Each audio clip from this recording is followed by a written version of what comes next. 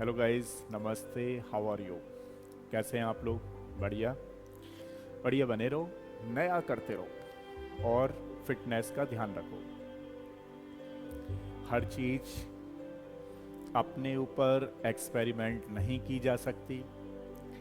Success वो होते हैं जो लोगों से सीख करके एक बार में ही बहुत अच्छा कर जाते हैं। हम इंटेलिजेंट उनको बोलते हैं जो टाइम की कद्र करते हैं और समय रहते अपने एग्ज़ाम को निकाल जाते हैं, उनको बोलते हैं इंटेलिजेंट। बहुत सारे बच्चे बहुत सारी मेहनत करते हैं, उसके बाद भी रिजल्ट नहीं निकलते, क्योंकि सबसे बड़ी जो यहाँ पे कमी नज़र आती है वो है स्ट्रेटजी। अगर किसी की स्ट्रेटजी सही नहीं है तो कितना भी मेहनत कर ले बच्चा, वो उसको कहीं ना कहीं प्रॉब्लम आएगी। तो चलिए गाइस, मैं आपको अपना एक्सपीरियंस शेयर करता हूँ ताकि एक बेस्ट आइडियल टाइम टेबल आपको बताता हूँ कि किस तरीके से आपको पढ़ना चाहिए ताकि आप बहुत अच्छा रैंक ला सको। स्टार्ट में 11-12 से करना चाहूँगा। यहाँ पे 11-12 वाले बच्चों को क्या करना है, अपना मॉर्निंग में, अब जैसे मैं कहूँ कि आप नॉन अटेंडिंग करो तो बहुत सारे बच्चे, देखिए पहली चीज़ एक क्लियर और करना चाहूँगा इस वीडियो में कि कोई भी बच्चा, जब भी मैं वीडियो बना रहा हूँ अपने एक्सपीरियंस के बेसिस पे बना रहा होता हूँ। ज़रूरी नहीं कि आपको मेरी सारी चीज़ें सही लगें, उनमें से कुछ बच्चों को हो सकता है गलत भी लग सकती हैं, लेकिन उसका मतलब ये नहीं है कि मैं आपके भले के लिए नहीं कह रहा हूँ। मैं हर समय आपके भले के लिए ही काम कर रहा हूँ और भले के लिए ही करता रहूँगा, बट ज़रूरी नहीं कि सारे बच्चों को मेरी सारी बातें अच्छी लगें। तो इसलिए ये मैं पहले से ही उन बच्चों को सॉरी बोल देता हूँ कि हो सकता है 2-4 बच्चों को मेरी बात गलत लग सकती है। चलिए यहाँ पे बात करते हैं 11-12 से। मैं कहूँगा बहुत सारे बच्चों को कि भाई स्कूल कम जाया करो, तो वो मेरी बातों पे थोड़ा कम यकीन करेंगे। लेकिन जैसे भी है, आपको लगता है कि हाँ स्कूल में मज़े लेने हैं, तो फिर थोड़ा सा क्या होता है कि इसमें कंपटीशन निकालना थोड़ा टफ हो जाएगा। ध्यान रखना, अगर आप चाहो तो स्कूल का थोड़ा ऐसे मैनेज करिए कि हो सकता है 3 डेज चले जाओ, हो सकता है 4 डेज चले जाओ वीक में, लेकिन अपने लिए 2 से 3 दिन आपको खुद से निकालना पड़ेगा अगर आप चाहते हो कि 11-12 के साथ साथ नीट IIT जेई में सिलेक्शन लेना। आपको स्कूल थोड़ा सा कम जाना है, मैं ये नहीं कह रहा, नहीं तो एक आध बच्चा सोचेगा नहीं नहीं, मैं तो वहाँ खेलने जाता हूँ। तो जैसे भी है मैं आपको बता रहा हूँ, 3 दिन अपने लिए आपको निकालने पड़ेंगे। उसके बाद देखो स्कूल में क्या होता है, थोड़ी थकान हो जाती है आपको, है ना, जिसकी वजह से पूरा की पूरा जो सेटअप है टाइम टेबल का वो थोड़ा डगमगा जाता है। तो चलिए मैं बताता हूँ 11-12 वाले बच्चों के लिए कि किस तरीके से आपको उठना चाहिए। आपको 4 o'clock, 4 तो ज़्यादा ही हो जाएगा, आपको यहाँ पे सारी बातें लिखता हूँ आपके लिए, है ना। 11-12 वाले बच्चों के लिए पहले बता रहा हूँ मैं, अगर आप लोग स्कूल गोइंग हो तो ये स्कूल गोइंग वाले बच्चों के लिए है। तो आप लोग जो है 4:45 पे आपको जगना है,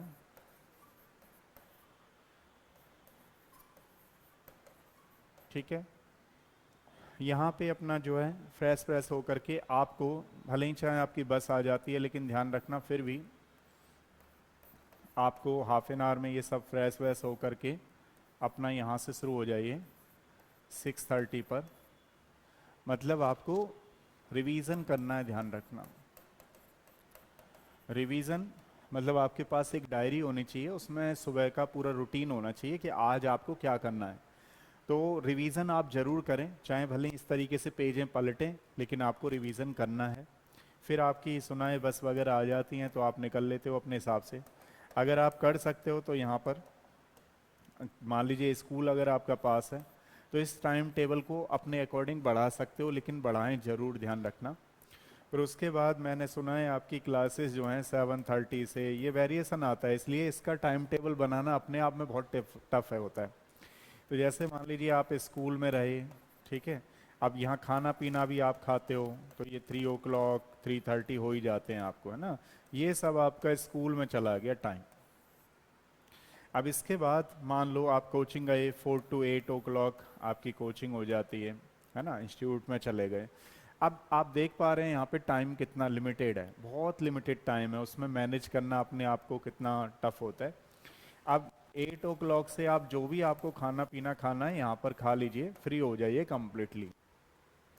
आप 9 to 12 तो ज़्यादा ही हो जाएगा, लेकिन फिर भी 9 to 11 जरूर पढ़ें और ज़रूर अपनी स्टडी करें, ध्यान रखना। जैसा मैंने आपको बताया है, मैं आपको इसके थ्रू ये बताने की कोशिश कर रहा हूँ कि अगर स्कूल में जाते हो आप लोग तो पूरा देख रहे हो शेड्यूल किस तरीके से है, लेकिन इसके बाद भी बच्चे कुछ मैनेज करते हैं। अब मैनेज कौन बच्चे करते हैं और कैसे कर सकते हैं, तो मैंने अभी आपको बताया कि ये जो आपका टाइम है ना यहाँ का, इसको आप कोशिश करिए 3 दिन 4 दिन बस ज़्यादा से ज़्यादा स्कूल में जाने की, बाकी आपको फुली फोकस होना है, तो इसके लिए आपको ये टाइम बचाना पड़ेगा।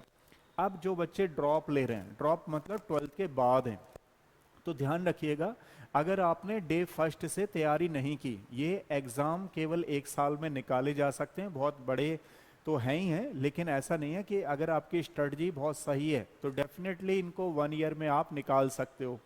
अब मैं बताता हूँ एक ड्रॉपर की, और जो बच्चे नॉन अटेंडिंग हैं, मान लो जो 11th-12th के भी नॉन अटेंडिंग हैं, मतलब स्कूल नहीं जा रहे हैं, डमी हैं, ठीक है, नॉन अटेंडिंग स्टूडेंट हैं, या फिर 12th पास हैं, जिसको हम 12th पास, जिसको ड्रॉपर बोल रहे हैं। अब इनका टाइम टेबल एकदम बढ़िया निकल करके आएगा, क्योंकि इनके पास केवल और केवल पढ़ने का टाइम है, समझ रहे हो, तो पूरा 24 आवर्स इनको मिले हुए हैं। तो चलिए इनके साथ बनाते हैं टाइम टेबल। आप भी इनमें से आते हो तो डेफिनेटली इस टाइम टेबल को फॉलो करेंगे। मॉर्निंग वही आपको जगना है,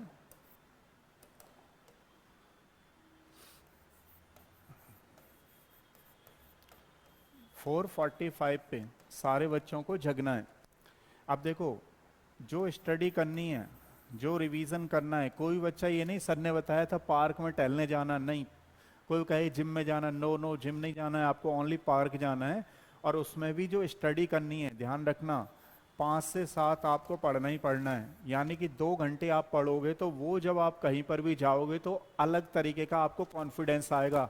आप करके देखना, नहीं हो तो ठीक है, एक बार आपको करके देखिएगा, काफ़ी अच्छा लगेगा। जैसे फॉर एग्जाम्पल के लिए आपको लगता है जो सब्जेक्ट टफ है, जैसे आपने क्या करना है कि फिजिक्स के फॉर्मूले वगैरह रिवाइज करने हैं, आपने एक सब्जेक्ट ले लिया 5 to 6, यहाँ पे फिजिक्स कर लिया, ये केमिस्ट्री कर लिया बायो वाले बच्चों के लिए तो मैथ्स वाले बच्चे भी ऐसा कर सकते हैं दोनों के लिए बता रहा हूँ। तो आपको 5 to 7 पढ़ना है सुबह सुबह जग करके। इसके बाद आपको काफ़ी पूरा दिन आपका बढ़िया जाने वाला है। हाँ, पार्क वाला टाइम भी लिख रहा हूँ, वॉकिंग करनी है आपको, पर डे जाना है 7 to 8, आपका ओनली 1 आवर का रखिए टाइम टेबल, ठीक है। इसमें आप कुछ भी कर सकते हैं, मतलब फिटनेस के लिए है ये, आपके लिए फिटनेस में आप योगा कर सकते हैं, मेडिटेशन कर सकते हैं, what ever you like you can do it, ठीक है। तो ये सारी चीज़ें आपको 7 to 8 चलेगा। उसके बाद आप चिंता ना करो, मैं समझ गया, आप कहोगे हम थक जाते हैं, तो थकने के लिए ये आपको रेस्ट लेना है, रेस्ट लेना है। और रेस्ट के बाद आपको क्या करना है, जनरली 1 घंटे फिटनेस पे ध्यान देना है। इसके बाद रेस्ट के साथ साथ आपको रेडी भी होना है, ध्यान रखना, मतलब ये नहीं कि आप घूम ही रहे हो इधर से उधर इधर से उधर, आपको हाफ एन आवर में आए हो, थोड़े थक गए हो तो हाफ एन आवर रेस्ट ले लीजिए। उसके बाद नहा धो करके एकदम रेडी हो जाइए, प्रॉपर ड्रेस में होंगे। ऐसा नहीं कोई बच्चा जो है बनियान पहन करके घूम रहा है, माने कि चलो अच्छा बाद में पढ़ूंगा ये वो, ऐसा नहीं चलेगा, सिस्टमेटिकली चलेगा। तो आप जब 9 o'clock हो तो 9 o'clock से पहली शिफ्ट निकालनी है आपको 12 o'clock तक। अब कुछ बच्चे कहेंगे सर हमारी कोचिंग होती है, तो कोई बात नहीं है, अभी फिर 1 घंटा पढ़ना है। अगर आपकी कोचिंग होती है तो कोचिंग कुछ ऐसे लगानी है आपको ताकि ये सुबह के टाइम में ना हो, ध्यान रखना, क्योंकि सुबह अपने लिए टाइम रखना है जितना बचा के रख सकते हो। तो मान लो फिर भी आपकी कोचिंग है तो 9 to 10 आप लोग यहाँ पे जो आपका सब्जेक्ट रह गया था कुछ भी, जैसे मान लीजिए बायोलॉजी रह गया है या मैथ्स रह गया है, इसमें आप पढ़ेंगे। आप कहते हो सर हमारी कोचिंग होती है, कोचिंग का टाइम ऑलवेज कुछ ऐसा रखो ताकि आप मॉर्निंग में 2-3 घंटे खुद से पढ़ सको, तब फिर आपको एक अंदर से कॉन्फिडेंस आएगा, डेफिनेटली फिर आप कर सकते हो। जैसे मान लीजिए आपकी कोचिंग होती है 11 to 4-5, ठीक है, वॉट एवर जो भी है। अब हमारे यहाँ तो क्लासेस जैसे 11 टू जनरली जो चलती हैं, पहले 12 टू 4 ओ क्लॉक चलती थी, लेकिन अभी हमने कर दिया 11 टू 4 ओ क्लॉक। तो जब आप 9 से 10 पढ़े तो 1 घंटा में आना है वगैरह वगैरह, ब्रेकफास्ट करके अपना यहाँ पे आ गए। उसके बाद आपने क्या करना है, यहाँ से जाने के बाद 2 घंटे रेस्ट लेना है, ध्यान रखना रेस्ट लेना है। रेस्ट के बाद 6 ओ क्लॉक आप जग जाएंगे। 6 ओ क्लॉक के बाद क्या करना है, जनरली बीच में आपको 8 ओ क्लॉक डिनर वगैरह करना है। 8 ओ क्लॉक से पहले कोशिश ये करिएगा कि इसी टाइम में 15 मिनट्स का देखें कि किस तरीके से आपको डिनर लेना है। कब तक आप पढ़ने वाले हैं, 6 टू 11। इसी टाइम में आपको डिनर लेना है, लेकिन डिनर कैसे लेना है, जैसे मान लीजिए आपने शिफ्ट लगाई 6 टू 8, अब आपका मन थोड़ा सा कम लगेगा पढ़ने में, तो इसी के बाद आप थोड़ा सा डिनर वगैरह कर लीजिए। हर 2 घंटे के बाद आपको 15 मिनट का ब्रेक लेना है, ये इस चीज़ का आपको ध्यान रखना है। तो जैसे मान लीजिए कि आपने कोई सब्जेक्ट पढ़ा, इसका फिक्स कर लिया टाइम टेबल 6 टू 7:30, है ना। फिर दोबारा से आपने किया 7:30 टू 9, इसके बीच में ब्रेक लेना है, ठीक है, 10 मिनट का मान लीजिए। फिर तीसरा सब्जेक्ट आपने पढ़ा 9 टू 11। तो ये आपका टाइम की बात नहीं कर रहा हूं कि अगर आपने इतने ही घंटे पढ़ लिए, जैसे सुबह का क्या था आपका टाइम शेड्यूल 5 टू 7 था, तो 2 घंटे आपके यहाँ हो गए। फिर एक बनाया था मैंने 9 टू 10, 1 घंटा आपका यहाँ हो गया। फिर आप पढ़ ही रहे हो, कोचिंग में पढ़ रहे हो 11 टू 4, तो 5 आवर्स आपके ये हो गए, ठीक है। ये भी काउंटेबल ही होंगे, ऐसा तो नहीं है कि नहीं काउंटेबल है, लेकिन काउंटेबल हैं। 3 मॉर्निंग में अपने आप को दिया आपने, फिर 5 आवर्स आप यहाँ दे रहे हो टीचर के साथ, तो ये 8 हो गए। और उसके बाद आप देख ही रहे हो, ये दोनों मिला के 3 घंटे हो गए, और ये दो 5 घंटे हो गए। तो इतना ही टाइम टेबल निकल पाता है। तो ये 10 और 3 13 आवर्स। तो अपने लिए आपने देखा कितना टाइम टेबल आपके लिए बनाया है, खुद से 3 घंटे और ये 5 घंटे। खुद पढ़ना बहुत जरूरी है। जितना मतलब आप देख पा रहे हो कि 8 घंटे खुद पढ़ रहे हो, और हम कितना ले रहे हैं आपसे, 5 आवर्स। तो तभी आपकी बैलेंसिंग लाइफ चलेगी। क्यों? क्योंकि टीचर भले ही आपको 5 घंटे पढ़ा रहा है, लेकिन आपको क्या लग रहा है कि आप कम पढ़ने पर निकाल लोगे इन एग्जाम को। निकालना अलग चीज है, रैंक लाना अलग चीज है। मैं बता रहा हूं आपको कैसे रैंक लाएं, समझ रहे हो। तो ये टोटल हो गए। आपको जो कोचिंग आपने लगा रखी है, इस बात का ध्यान रखें कि उस कोचिंग जो आप पढ़ रहे हो उससे ज्यादा टाइम खुद को देना पड़ेगा। कोचिंग कुछ ऐसी होनी चाहिए ताकि बीच में जो बीच का टाइम है, क्योंकि अगर आप सुबह शाम का टाइम रखोगे तो ध्यान रखना आपका कॉन्फिडेंस, मैं दोनों लेवल पे आपको समझाना चाह रहा हूँ। एक आप खुद से पढ़ करके घूमने जाइएगा, एक आप बिना पढ़े घूमने जाइएगा, और दोनों दिन का डिफरेंस मुझे जरूर यूट्यूब पे बताइएगा, ठीक है।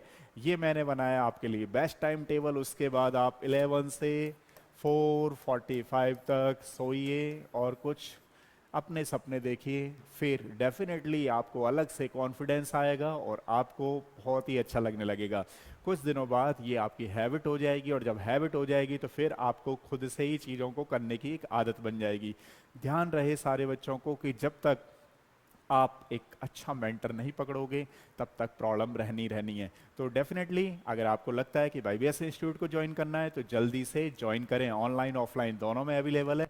आप चाहते हो टेस्ट सीरीज के थ्रू करना चाहते हो, टेस्ट सीरीज किसी भी मोड में आप जुड़ सकते हो, लेकिन उसके लिए हम जरूर आपसे कुछ ना कुछ पैसे लेंगे, क्योंकि पैसे के बिना हमें ऐसा लगता है कि बच्चा ध्यान नहीं देता। ये भी अपना एक एक्सपीरियंस कहता है, ठीक है। तो चलिए लेट्स डू नेक्स्ट, मिलते हैं, तब तक के लिए थैंक यू सो मच।